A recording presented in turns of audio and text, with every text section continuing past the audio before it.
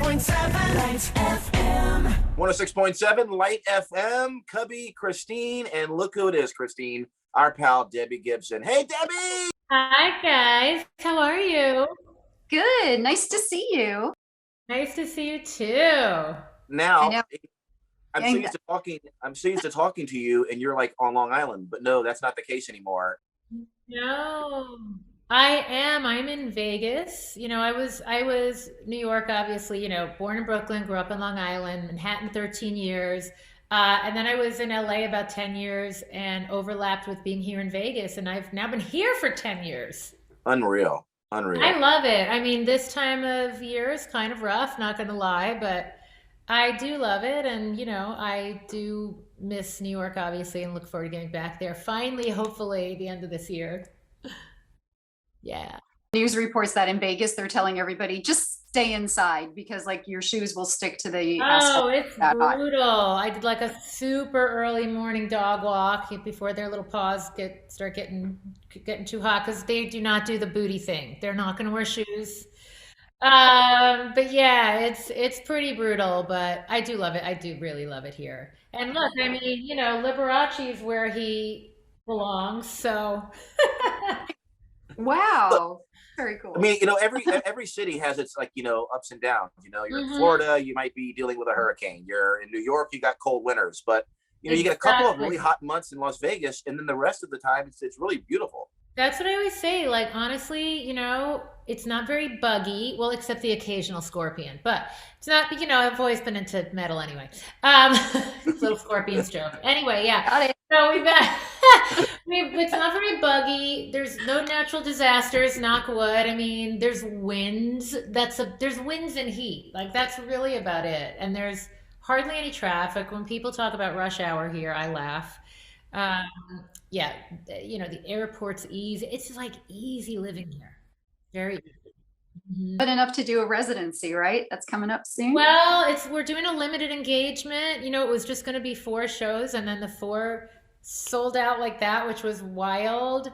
And we put four more up just recently, and so yeah, it's growing, and we, it all came about because, well, obviously, Joey McIntyre and I did Lost in Your Eyes on the mixtape tour. I say obviously for those of you guys, those who were there or heard about it. And then we had wanted to record it, and I said, I think it's time. Let's record it. He's like, you know what? If we're gonna record it, let's do something even bigger. Why don't we perform together? And I was like, how much fun? I mean, he comes from a group of five, obviously, and I've really never had a partner in crime. It's always been, me, me, me, me, me, me, me, which is a lot of fun, but it's all on me. And like, it's really, really interesting and cool having a collaborator in this way. Now, how often would you run into Joey and New Kids on the Block back in the day? I mean, you know, Not a ton. Hi, Joey. Wait, speaking of Joey, one of my boys wants to get in the act. Oh, hey, This is Joey. Hey, Joey. Oh, like I have so many Joey, Joeys in my life. My dad's Joe. This is Joey. There's Joey Mack. I'm friends with Joey Fatone. There's a lot of Joes running around. Um, I would run into them like primarily at radio lineup shows. And I remember being in like dressing rooms and back offices and wherever they had us hanging out before all these events got so big. They used to be really small and intimate and literally like, yeah, you can wait in the club manager's office before you go on. And so I didn't run into them a ton. I mean, a little bit. And we got to know each other a little bit on the mixtape tour, but there were some nights the first time we saw each other was on stage. The first time I saw him was like he'd come out, I get weak. I'm like, oh, there he is. And so through this process, even just hanging out doing press last week, we're becoming really great friends, and we have such a great camaraderie. Obviously, both coming from where we came from as kids, so it's a special collaboration. It's really cool. yeah. your new album is The Body Remembers because we Yeah. are, I'm sorry, I kind of like jumped us forward by going right into the No, it's Vegas. okay. Yeah, so backtrack a little bit. This is where you and Joey recorded together and you have new songs for us here as well. So tell us about the new album. Yes, so I was just listening to it in its entirety while getting dolled up to come see you guys.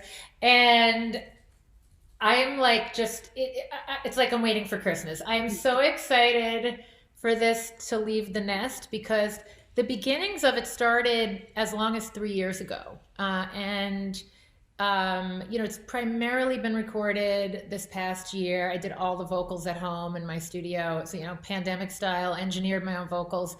And it's just got so many things. I mean, it's like really like a global album. I'll start with that because it's got so many influences. It's got Latin, it's got pop, there's ballads, there's orchestral sounding stuff. There's DJ Ashba, the amazing guitarist who used to play with Guns N' Roses, he's on it. Fred Corey, who's my friend, who is the drummer for Cinderella, he's producing on it and playing on it. And a 19-year-old named Sean Thomas, who was one of my students in my Hallmark movies, produced or co-produced like 80% of this album. DJ Tracy Young's on it. It's got, so it's got dance. Steve Smooth, Dirty Work, who remixed Girls Night Out, is on it. There's a lot of really cool collaborations. There's a lot of life that I've lived on it. And I haven't done a full studio album in 20 years, which I can't even believe when I say that out loud. I guess I stockpiled them for the first 15 years. Right. And then I did a ton of theater. And then I got really sick. I dealt with Lyme disease for a long time, and Oh no. I really clawed my way out of that. And when I hear this album, I hear that fight in me. I hear that all of that passion that I couldn't let die, and because I was told that you can't do this anymore. You're never going to do that again. I was like, la la la la la. Right. And so this album for me is there's a song on it called Freedom, and it is that sense of freedom. I'm free from like the confines and torture of all of that, because that was a really challenging time period. And it's very inspirational. I always love pop anthems. You guys know that. I'm a radio fan. I am unabashedly into pop hooks, and there's tons of them everywhere on this album. So I'm really excited. Really. And the album comes out when? Is it August? August 20th. Yes. August 20th. What do you think of music today? Like the current artists that are out there today. Like, do you see? I mean, listen, I finally sat and listened to the whole Olivia Rodrigo album, and I'm as obsessed as everyone else. I love, look, there's a song on this album I say is Donna Summer meets Dua Lipa, because I love Donna Summer and I love Dua Lipa. I don't think everything great was done yesterday, nor do I think you're ever supposed to throw all of that out. So I really love a blend, and I love young current. Josh Goodwin mixed one of the songs, and he produces Bieber. Like, sonically, I have very modern musical taste and ears. So I love what's happening. You guys know, like when I started, there weren't a lot of young artists. It was just kind of starting. Like, there were the Jets, and there was Shanice, and there was Tiffany, of course, and New Kids. But it was like, we trickled in onto the scene. Now it's like, it feels like 80% of all musicians are under the age of 22. Yeah, you're right. And they're phenomenal. There's so much talent. It's insane. So I'm on board. Like, I'm on board with current music. I love Conan Gray. Give me Billie Eilish. Give me Olivia. And because I started so young, I think I can so relate to their journey, and that the beginning of their journey that they're on. So I watch them kind of like this proud aunt or something, and I'm rooting for them.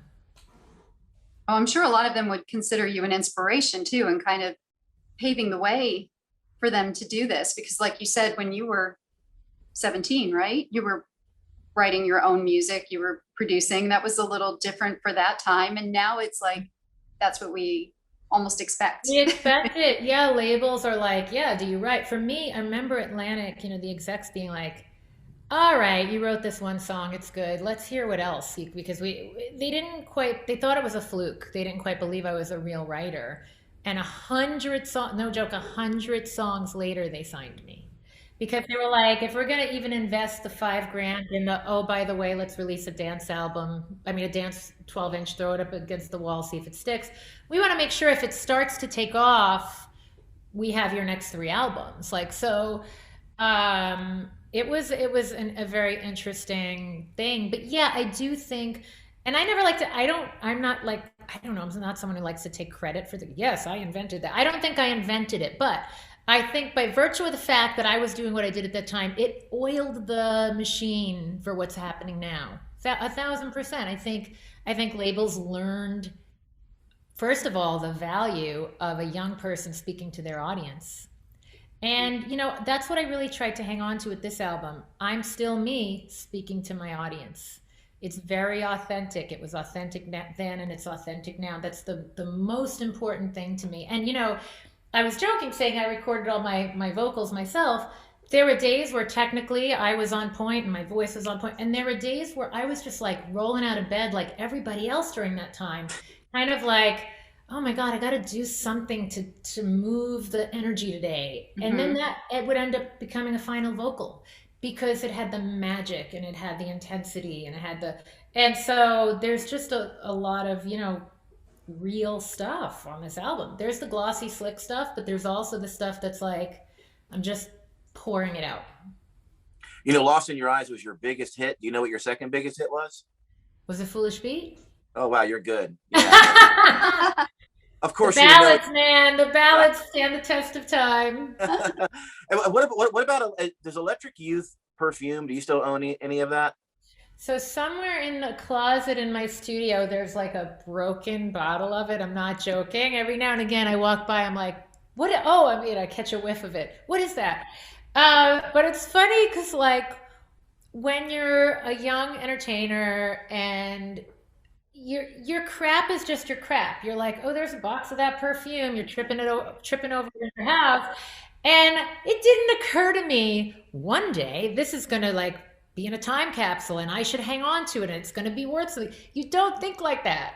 So like everybody else, I'm like, shoot, can I get some on eBay? It's so funny. And I remember David Letterman was obsessed with it for a minute and he had like a huge box, like crate of it, and he sprayed it on Julia Roberts when she came on the show. And I just remember like the phenomenon of it and being like, I just thought it was so cool. And I thought young girls should not smell like they borrowed their grandmother's perfume. And again, it was all very like, it came from a pure place. It wasn't like now where you get your record deal, here's your perfume deal with it. Right. You get 7 perfumes over the course of your career. But I do think it would be fun to bring it back.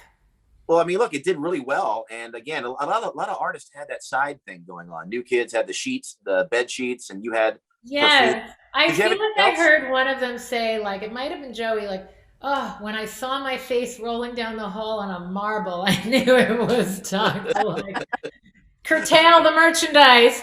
And even back then, I remember like toy companies wanting to do really cool things and me going, but people aren't going to take the music seriously. And little did I know, like, that all went together anyway. Shoulda, woulda, coulda done all of it. But that was my form of integrity. No, I'm only going to do the perfume and not the dolls and the sheets and the whatever. But yeah, it was that's such a funny thing. The sheets. Oh my God. I feel like they had those on on the mixtape tour. They had like a photo op, place where fans could come and take. And I think they had like a whole bedroom decked out and all this. There we go. Christine, you have one more for us? Yeah, I wanted to. I don't even know if you're there yet, though. If you're like working out the Vegas show and what that's going to look like. Well, so because I literally just delivered my album, now the next couple of weeks we're really gonna focus on what we're doing for the show, and then I'm going off to do a movie called The Class with Anthony Michael Hall, which I'll get to in a second if you want to hear about it. But so like the next couple of weeks we're really figuring out, like Joey and I are figuring out what duets we're doing. We agree on a lot and we disagree on a lot, which is kind of funny too, because I'll be like, oh my God, let's, and he's like, And he's like, you know what we should? And I'm like, I'm usually so people pleasing that I'm like, yeah, let's try it. And then I'm like, yeah, no, I know that that's not my jam. So, there's a plethora of songs to choose from. So we will find the things that make us both happy. But yeah, we're putting that together, and it'll be fun because I'll be debuting the new music too for the first time live, which I'm so excited about. Because the only time I've really even sung a lot of those songs is when I was writing it, which usually takes a matter of minutes, and then the recording day. And now I have to kind of learn all my stuff, and how to deliver it. So I'm really looking forward to it. I was actually on the Peloton this morning listening to it. I was watching Ali Love, but I was Pelotoning to my own new music, which was really cool. I used to get in shape for concerts that way. I used to get on the treadmill to the pacing of the show, get my cardio system used to it. But yeah, I was saying, so in like 2 weeks, this year is like an embarrassment of riches. I'm just like, I'll take it all. Yeah, I'm going off to Elmhurst, Illinois, outside of Chicago, to do a movie called The Class. Anthony Michael Hall is starring, and Charlie Gillespie, and oh my gosh, cast of amazing young talent. Hannah Keppel is on Cobra Kai. And anyway, so it's kind of like a modern day Breakfast Club. And I love that because Anthony Michael Hall can do that kind of an homage and enjoy that part of his history, which is really cool. It's a really gritty, very modern kind of a movie. And I play the eccentric, open-minded drama teacher, which is a perfect fit. Perfect fit. I can't wait. Wow. So you're making up for 2020 pretty much. You're doing a lot now. I mean, 2020 weirdly for me was always going to be the year that I was like home and hibernating and planting seeds and recording. Obviously would not have played it out this way. But all the seeds that I've been planting are coming to fruition this year, which is thrilling. And I've been in this long enough to know that doesn't always happen. And people say to me, you deserve it. And I go, yeah, but there's a lot of people working their arses off who deserve a lot of things. And there's still an element of timing and luck. So I appreciate the element of timing and luck. It's not wasted on me because I've been through all the cycles. And so I'm just like savoring it, enjoying it, and appreciating it. And can't wait for people to have new music to appreciate. So excited for you. And we're going to play Lost in Your Eyes, of course, on Light FM. Oh, thank you. Yay. It's so good to see both of your faces. Oh, you both look really good. Thank you. You too. Hope to come see you out in Vegas. That would be fun. Oh, please hit us up. Yes. Okay. Bye, Dad. Love you. Mwah, mwah, bye. Bye. 6.7 Lights FM.